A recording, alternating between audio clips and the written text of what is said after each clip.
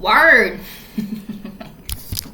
What's up, chosen ones? I just realized as I started this video, I left my Bible in the living room. But it's cool. It's totally cool. I really felt today was just a day of change. I knew that change was coming because I'd been seeing the number 9 and I've been getting those messages and whatnot for a minute now. But today I felt like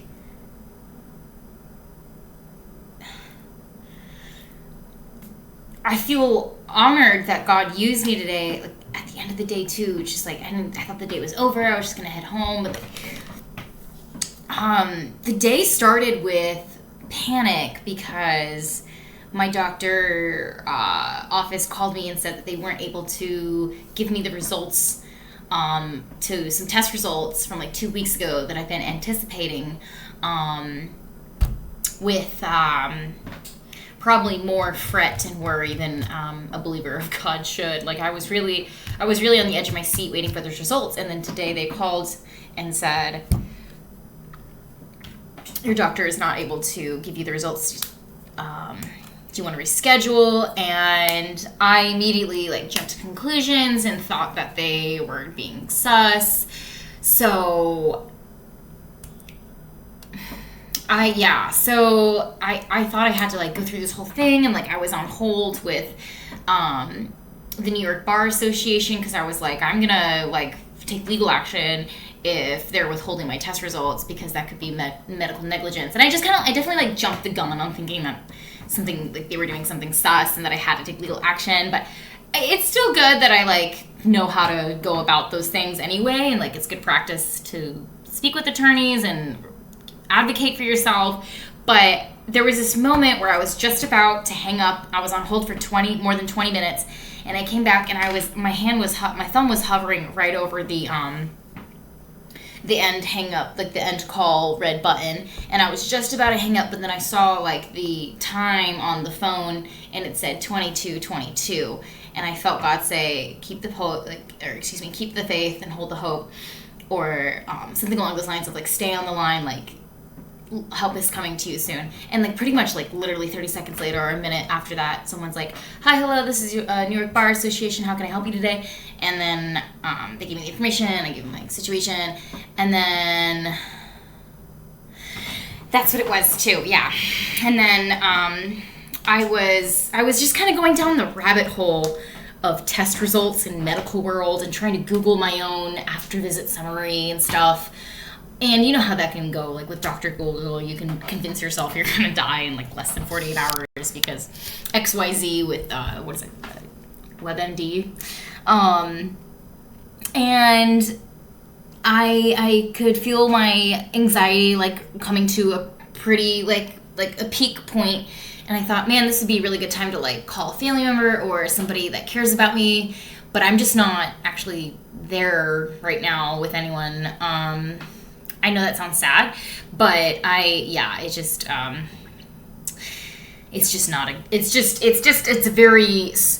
a time in my life where I am lone wolfing it, and it's just me and God, and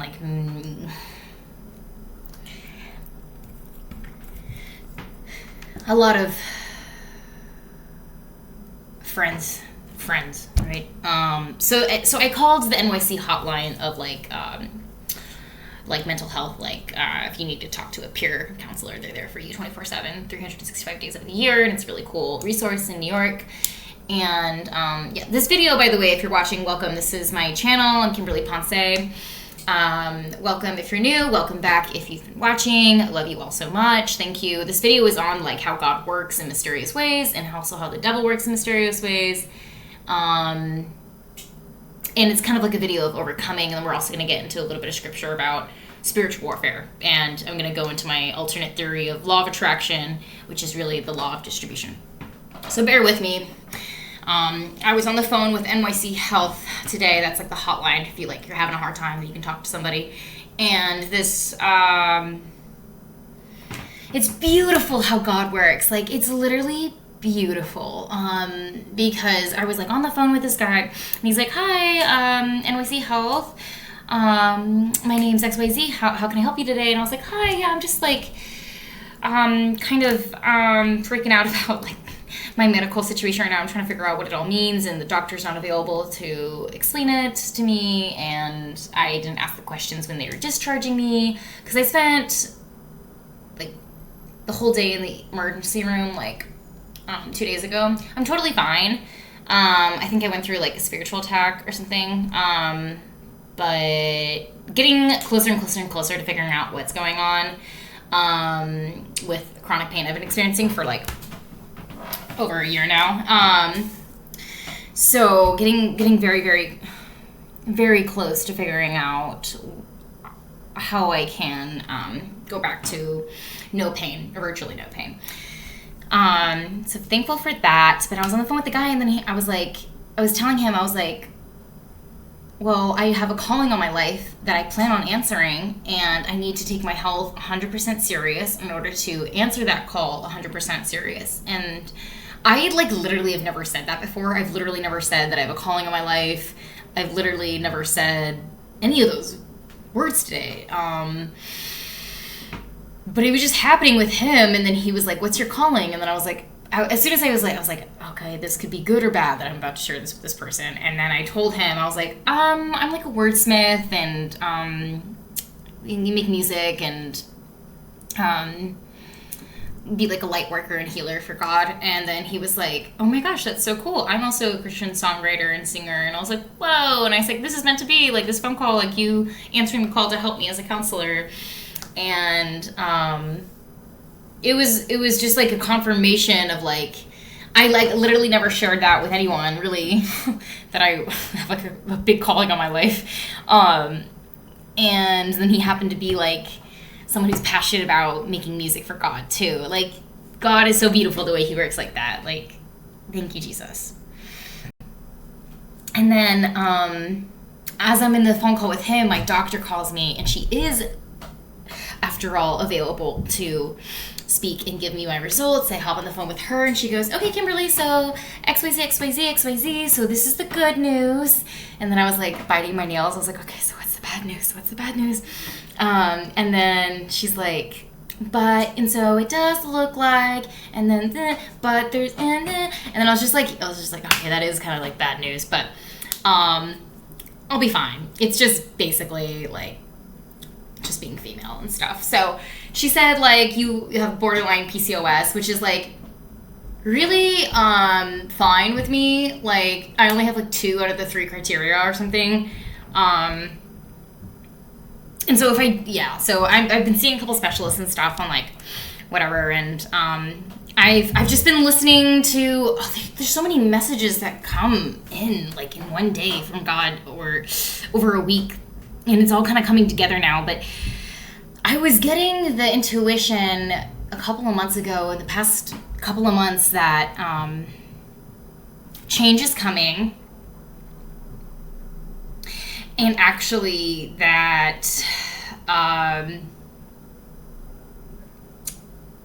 pregnancy is like in my future life. Like, God was kind of gently telling me that is something I should be prepared for. And so I get on the phone with her, and then we like figure out that it's basically due to the Nexapon that I have in my arm, that's implant. Basically gave me too much testosterone, so it created on my ovaries a bunch of cysts. So it's not like anything like that's gonna like be harmful to me or fatal.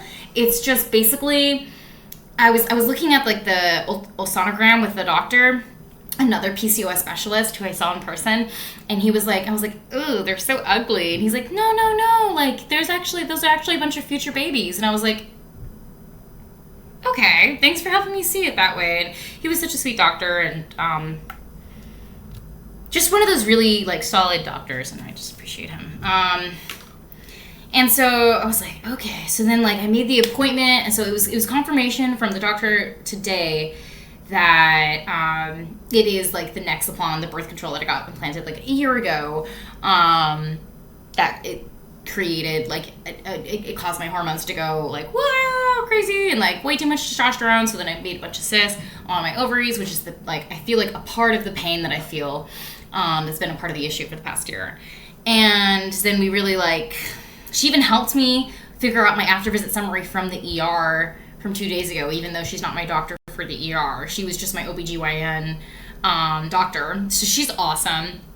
And I was like, okay, so I made an appointment to get rid of the Nexapon.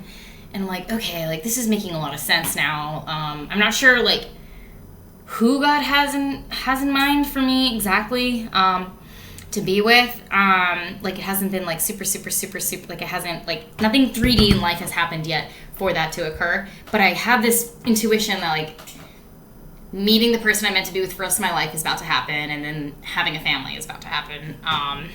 It's in the future, imminent future. Nothing too crazy soon, but God's been preparing me in different ways and through different messages that is something that's coming up. So I feel like I went through this journey of medical confusion and being in different types of chronic pain to get to this point where I am now. It's all like a puzzle piece, and God knows every single puzzle piece. And then he knows everything about the history of the puzzle piece and the future of the puzzle piece. And I just feel like God is so beautiful, and that's why we call him the Omega and the Alpha, forever and always, yesterday the same and tomorrow the same. I said that verse very roughly, but you know what I'm saying, you guys.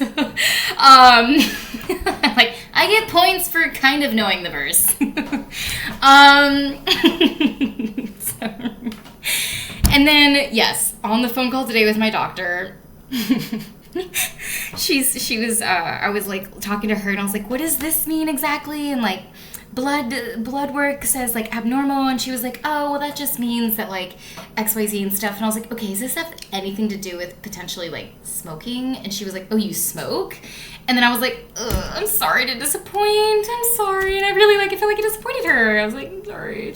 And then she's like, oh yeah, yeah, you gotta.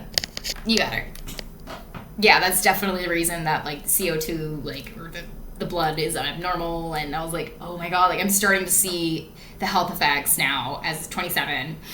And then I got off the phone, and I just kind of put my hands over my face, and I said at least a dozen times, please God, give me the strength to kick this addiction. And today I did not go to the dispensary, even though I had the cash that I had been saving since last night, specifically to buy a joint. And instead, I used that $10 to go practice my Italian, and I went to this espresso and gelato shop in Bronxville, Little Italy today, and had this lovely conversation with the barista there, who I spoke with a couple of times now, and she's this lovely barista who teaches me Italian and helps me order and say thank you, and she doesn't force me. She's just she's interested that I'm interested in learning in Italian. So I'll sit at the outside lobby of the patio, and she comes out, and she said, I don't know how to say it in Italian. She'll ask me how is the espresso in Italian, and then she taught me to say, if you want to say it's very good, you say muy buono. And so it's Buono. And I love learning languages. I love traveling. I love conversations with people, and the good people, obviously, and learning new foods and trying new culture stuff, and just this it's called La Casa de Cafe in Little Italy in Bronxville, and it's just literally everyone there is speaking Italian, or there's another language there. There's another dialect that the guy was saying. And so I saw how God gave me the strength to not do the habit of walking to the dispensary or walking to the guys at the bodega that give the better deals on weed, and just that whole habit. There's nothing really good that comes out of it. Really, yeah. I used that money for a better purpose today. I gave myself a better experience of life. And I learned Posse por favore un espresso y un gelato in Italian, and it's a little similar to Spanish, so it's super cool. And that's what I did instead of buying a joint today. And that was I was okay, God, please give me the strength, because I had this big moment with my doctor. I was oh my God, I was I'm like, am I already starting to see like the effects of like smoking and stuff, and like, and then I'm already like suffering the consequences of, after I had a really bad breakup, I overdrank, and I overdrank and was suffering, and it was a coping mechanism at the time, but now I'm slowly passing kidney stones because I drank too much. And so I'm seeing the consequences of these habits, and I'm like, okay, this is like, this needs to stop. Like, this needs to stop. Like, I have lighters now for like lighting incense, and that's it. Like, and I threw away, before this video, I threw away the doobie holder that holds like doobies and stuff, and I'm praying so hard to God, give me the strength to get over this addiction. And I'm pretty much have kicked the alcohol addiction, and pretty much have kicked, like, that's pretty, weed is like really, really hard to quit. I don't know why exactly. I think it's because it's like, can be spiritual when you like, oh, it's just a plant, but like, I always end up doing better things with my time and money, and I feel better and stuff just like not having an addiction. Like, I don't know how to, is that crazy? Like, probably not, but yeah, it's pretty rare to go through life and not ever develop an addiction. But the addictions I do want to start is like if I were to like start something that was a habit that would be considered addiction to the point where I'm like doing it too much, would maybe be like going to the gym and reading my Bible too much, or drinking too much water. Like I literally want those to be my problems. So I do thank God for giving me the strength to not get any weed today. And it felt better. I wasn't like, then I went to physical therapy, and at physical therapy I was like, oh my gosh, I feel so good. Like, I'm getting like my knee healed. Because I don't know if you guys remember, but like 3 months ago I like injured my knee trying to impress those guys in the gym that I've never even met. Stupid. And so now I'm in physical therapy, literally like physically healing my leg. And I was thinking to myself, I'm not like rushing to get out of here to like go and smoke. Like, I'm enjoying my conversation with the secretary before I leave, and we're talking for another like 10 minutes, just enjoying our time. Like, whereas before, if you're like addicted to something, you like can't wait to get out of the social setting and just go be alone and like.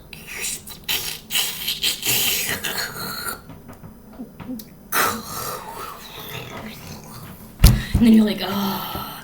And it's literally feeding your demons. You're feeding demons, because those demons that want alcohol, that want pornography, that want sex, that want drugs of any kind, like those are demons that need to be fed. And so that's why fasting is also so important. And I did fast for 36 hours, and I felt God with me so much. It was awesome and beautiful. The last point of the day, of how I feel like today was a big, big, big day of change, is that I was leaving physical therapy, and then I was waiting on the bus stop, and then the bus came, and I hopped on the bus, and then I like got really distracted, and then I was like, I just like looked at maps, and I was like, oh, I'm on the wrong bus. And, okay, cool. And so then I get off, and then I go back to, I think I rode the bus back, or I walked back or something. Like, I'm just like kind of like really like, what do you call it, blase about like directions and like getting home. And I was like, whatever, like this is fine. And then I see another bus coming, and then I try and like run and like motion. I'm like, hey, like stop for me please. And then they like don't stop, and I was like, that's cool. I wanted to sit on these wet metal benches for 26 minutes. Anyway, it's fine. Bye. Like, thanks. And some bus drivers just don't care. They'll just drive off without you. And then I was like looking at other directions, and I was like, okay, let me just take the 6 subway to the bus 39, and then that'll get me home. And then I get on the subway, and then I get on. Sometimes my navigation skills less than so far. Okay, so I get on the 6, and then I'm like going the wrong, not towards Bronx, like I'm going out towards somewhere else. And I'm like, what? How did I get on the wrong subway? It literally said towards Bronx this way. I was like, I'm confused. And then I get off, and then I get on another train that leads me back to the exact same stop where I missed that first bus. And then I'm like, God, what was the point of that? Like, I get off in the same subway stop, and I walk down to the bus. And I think I get on the same bus 8, but it's going the wrong way again. It sounds ridiculous, but I was like, what is, I know to myself that it's normally not that hard. I literally got like 6 or 7. I don't know what the issue was tonight. I wasn't even high. I wasn't drunk. I just got out of physical therapy, and I was like, God, what is this? And then so I get off that bus as soon as I realize I'm on the wrong bus after one stop, and then I get off, and then I cross the street, and then I'm like, okay, that's the bus I need to catch on this side of the street. And then this woman catches my eye. She has like a little cart with her, and there was a car coming, there was a crosswalk, and she was just a little farther out than I would deem as safe for this car that's about to go past. But the car kind of read that she was sticking out, so the car kind of went over into the other lane just to kind of miss her. But there's no one coming this way on this car, so this car could kind of go over the other lane. But I still was watching her, and I saw her kind of just with her little stroller like this, and she was just and she was standing up though, but at the crosswalk, and I was like, uh-oh. And I go over to her, I'm like, hey hon, are you okay? And she's like, yeah, I'm okay, thank you. And then I'm like, okay.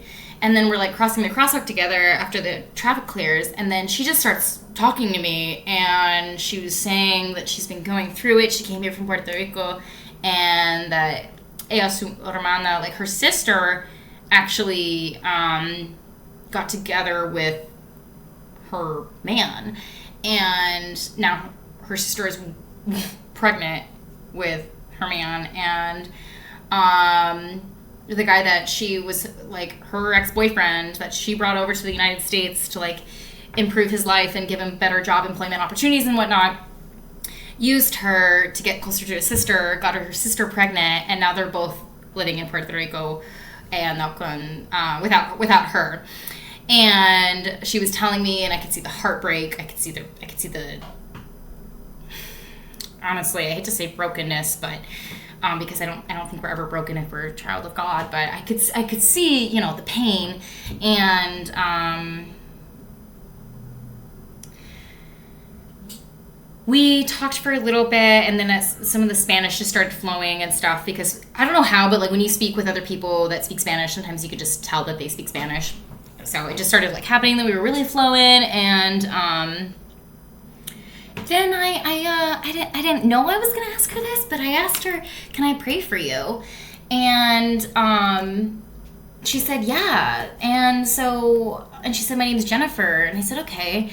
And I asked if it was okay if I put my hand on her shoulder, and then my other hand just on her hands that were folded like this, and I just okay, God, let me please speak through me and stuff. And I prayed for her 2-minute prayer or something like that, and that's when I knew that that's why I missed all those buses and got on the wrong subway and stuff. And we had a really nice conversation, and then I waited and then the bus that was coming at that bus stop that I was praying for her at totally went by me. For some reason, buses do that sometimes. Even if you're standing at a bus stop, it'll pass you. And there was literally a bench, so it's not just I don't know. And so then I was like, all right. So then I started walking towards the other bus stop that was on the same side of the road, and I passed her, and she goes, oh, ella vives aquí, muy cerca. And I was like, no, I live 30 minutes away. And I told her a little bit more. I was like, yeah, I just gotta catch this bus and stuff. And then she was saying a little bit more about her boyfriend and like in the pain and stuff. And then she said, thank you for praying for me though. And I said, yeah. And then I said, I'm really happy we met. And she admitted she had been drinking a little bit and stuff like that. But yeah, I just realized why, like, God had me go on all those wrong buses and this wrong subway, and it like didn't make sense because I was like, okay, I'm smarter than this. Like, what's happening? I just realized it was part of God's plan for me to talk with that woman. I got the motivation to pray for her, and I usually don't pray for people, but I've been listening to this podcast, and he says that he prays for people, and he just kind of like, I think he does, and it's part of sharing the gospel, and like that's really powerful and stuff, and beautiful. So I'm just really happy about all that. And today was the day of change that someone, and Jesus was like telling me that like it's gonna come and stuff, but there's more change to come for sure. But today was like the start of that change, because I just decided like I'm done smoking. Like I was reading the after visit summary and then like saw something about my lungs, and I was like, oh my God. I was like, okay, like I'm like not even just cigarettes, like weed. And then like I kind of like even stopped drinking like that heavy like months ago, like a year ago, basically like 8 to 9 months ago, like stopped like heavy drinking, especially at home and stuff. Like I was going through something that I needed to have those like coping mechanisms, but now I have Jesus, I have water, I have fasting. I didn't realize that if you can fast, you can do anything, basically. If you have God, you can do anything. Like, and by that I mean if you can fast, then you're really working on honing your self-control. And if you have self-control over what you put in your body in terms of food, then you're also going to have self-control over quitting what substances you be tempted into putting into your body. And so it felt a little weird today, like not smoking and not going to pick it up and having conversations with people I usually have the conversations with when I pick up the weed. And but it felt better because I needed that change, and sometimes consequences are the best motivation for change. With all that said, we're at 26 minutes. I feel like I don't have enough time for the law of distribution and Bible verses. I'm going to make another video. This is going to be part 1. This was like the background for what motivated the change, and more on the law of distribution, which is my alternate theory of the law of attraction, and then Bible verses. So, yes, that's it for now. Stay tuned. God works in mysterious ways we don't expect. So does the devil. Very, very, very sneaky. I will finish the video out with this. Like, I fasted for 36 hours. My goal was 3 days. I forgot that we had a cookout at work, like a barbecue cookout. And so I decided to break my fast with some bread 3 hours prior to dinner. And then I had dinner with the team. So I was like, okay, that's 36 hours. That was good. That was like more than I've ever done for Jesus. So thank you. But I didn't realize it, that the devil manifests in certain ways too, especially when you're fasting, because he's like mad that you're like doing your thing and trying to get closer to God. So I was like on the subway, and I didn't even realize that it broke my fast, but this guy was like selling candy, because people sell candy on the subways all the time. And he had this little like cardboard thing, and then I was just like, blah, blah, Kit Kat, gave him the money, and then I opened up the Kit Kat, and I took a bite, and like my second bite, I was like, oh my gosh, I'm eating! Like, I was like, no, I'm supposed to be fasting! And I was like, oh my gosh! And so then I just like kind of gave the Kit Kat away. Like, I just put it on the bench when I got off the subway. I like put it on the bench, like somebody will eat it, and I only took one like Kit Kat bar out of the 4 Kit Kat bars. Kit Kat is kind of a fun word to say. And then I had a phone call with a friend, and I don't think he realized it, but he kept saying, I think you should eat something, but I kept having to repeat myself, like, I'm fasting for Jesus, and he's like, oh yeah, you did say that. And then I was just like, what's going on? Like, why do you, like, are you aware that you're, like, convincing me to break the fast that I'm trying to do for Jesus? And ever since then, I haven't had really good vibes about what's going on there. And I just realized that people can be for you and against you at the same time. So use your discernment and how you spend your time with them, because you can help somebody who doesn't like you and you're doing like good work, but you need to be putting yourself in their presence like more than necessary type of thing. So yeah, just be very careful on who you let back into your life, especially when you're elevating, and be mindful of what foods you're putting in your body like it's medicine. Be mindful of the substances you're using, why you're using them. And if there's something that you could be doing better with your time other than substances that are intoxicating and addictive. But Jesus works in mysterious ways, so don't lose hope. And you know what comes next. Stay safe, stay blessed, stay chosen. Peace.